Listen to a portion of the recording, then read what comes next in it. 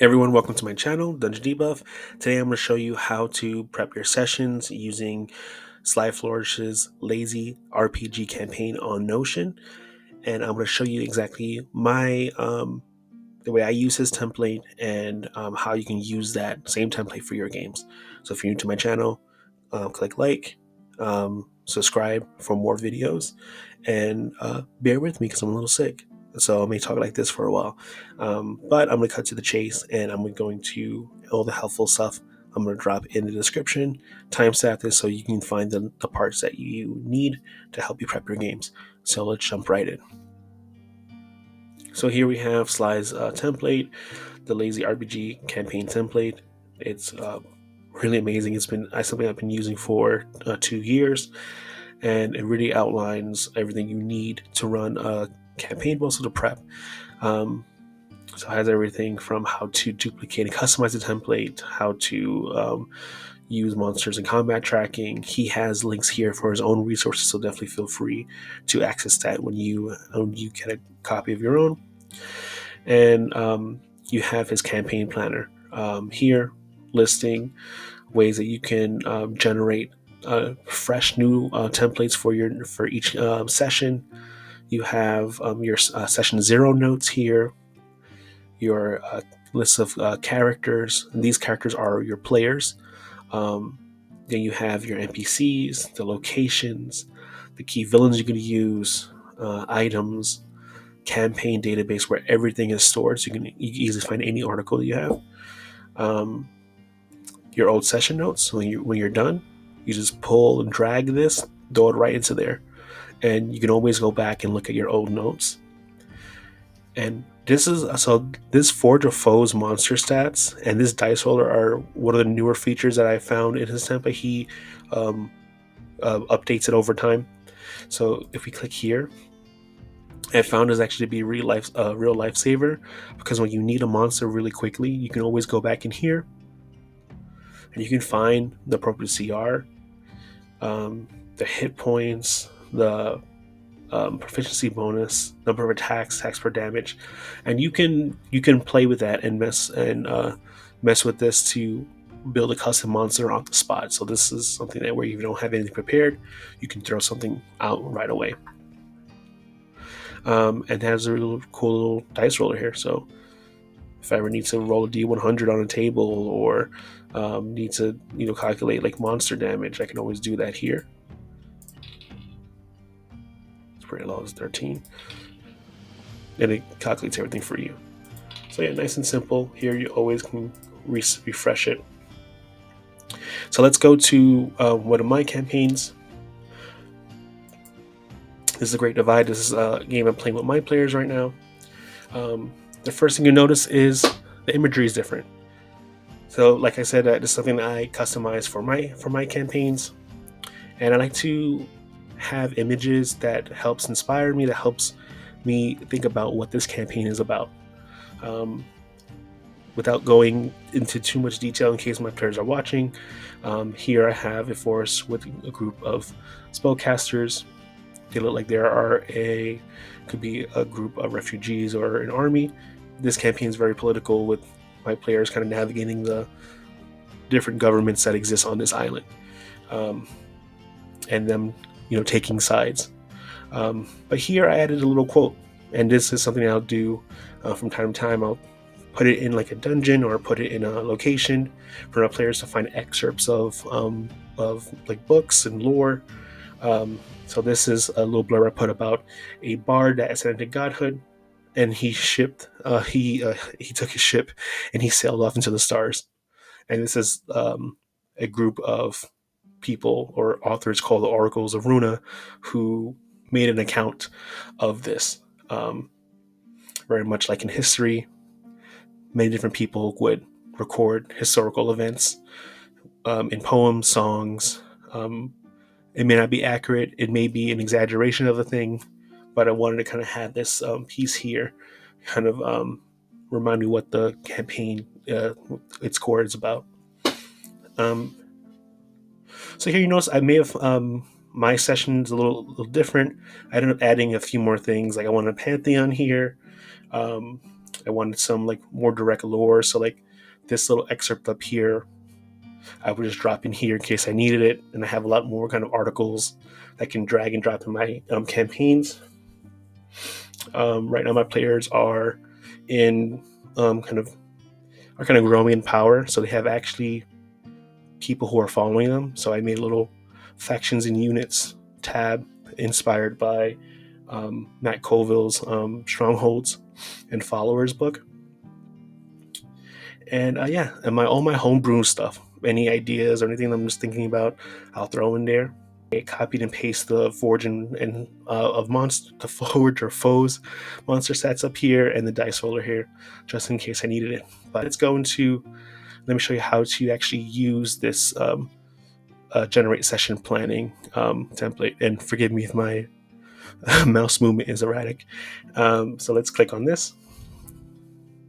It's going to generate a new template. And emit it out. There we go. And here you just see, I put an image of a party. And yeah, you're to see these are my characters, my players in the campaign, their stats. All that stuff is listed up here. Their character sheets. Here I put the date. I like to put, like, I have a calendar in this, and I'll put the calendar in the description. Like the app that I use for the calendar is free. You just need an account. So I created a calendar so the players can track. They actually have a star chart in their game where they can track the days and events. It's magical, so they can see the weather too. But I have a template here, so every time I create one, I don't have to re-type out everything all over again. I just put the date, the number of day and the month. After I put my date here, I like to kind of start with a strong start. I think about my sessions like episodes of a show, of a TV show. You want to have your strong hook in the beginning, something that draws you in. Sometimes I prep a little bit too big, and it ends up being a multi-part thing. So I don't always get to use that. That's something I'm trying to get better at trying to kind of make it more concise. So moving forward, we'll try to kind of keep it to the template. But sometimes I'm very chaotic as a DM, and I go off the rails. So there you want to have your strong start, a scene that kind of comes to mind, and how they started that campaign. You can list your scenes here, things that you think are going to happen throughout the campaign, secrets and clues. For example, they're in a wizard's tower, and one of the characters has a really high passive investigation. They happen to notice footprints going towards the bookshelf, and as a DM, I will let them know, like, hey, you know something weird over here. You notice footprints going towards the bookshelf here, prompting them to go investigate. They would investigate, and they would go and discover that when after filling with that section of the bookshelf, it actually opens and there's a secret passage there. And then once that's done, I can just check it off the list. Sometimes I'll put like treasure and items and pieces of lore there, just so that they can find my text and locations. You can link places in your map. All you gotta do is press the @ symbol and type the area. This is a city that we're currently playing in, and that would take you to the city or location that you need for your session. NPCs, any important NPCs, you can list them here. The ones that you think you're going to need. Your monsters. He has great instructions on how to organize your encounter. Sometimes I use this. I may use this for the main encounter, and they kind of list their tactics here. So this is something I added. And then I added also the treasure, the piece. Sometimes it's nice to have random treasure. But if you click here, it'll take you to Dungeon's treasure generator, and you can click the type of treasure you want. If it's a horde salvage, and it'll generate it for you. Copy and paste it, and I throw it in there. Don't make it easy. Don't make it harder for yourself if you don't need to. All my session notes kind of go down here. As things happen throughout the game, I write it down. I like to make things a lot and build things, so I have a separate party menu for the group that kind of organizes information for them, like what type of allies they have, how much assets they have, what's going on, memorial to the players that fallen, that type of stuff. But here's also a NPC name generator, because sometimes the hardest question they'll ask you is, what's their name? And you're like, I don't know. So here's a good way. You can have it right then when you need it. No more none of that stuff. You have, you know what? Define Wolfa the bookkeep. Easy. And the last part I'm going to show you is actually how to set this up. So you go here, this little gear, and these are the settings. You don't need to touch this stuff. All you have to do is go back and click in here. So it's going to let you know you're editing a template in a button.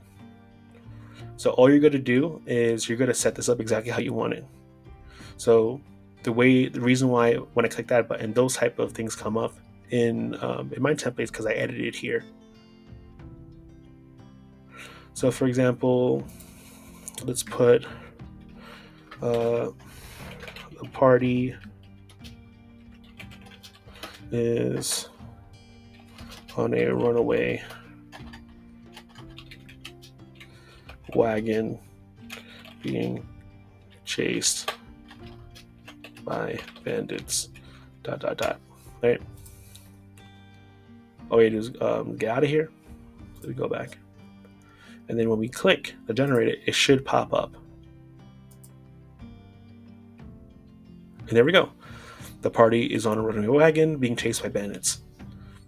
And yeah, so you can edit and tweak this to fit your campaign exactly how you want it. You don't have to have all this stuff on there. But yeah, definitely take a look at his guide, read it through. There's a lot of tips that he has and resources on how to like flesh those things out. And yeah, let me know how helpful you found this, and if something that you're considering for your games. If there's any questions, definitely feel free to pop it in the comments. Thank you so much for watching, and I'll see you next time.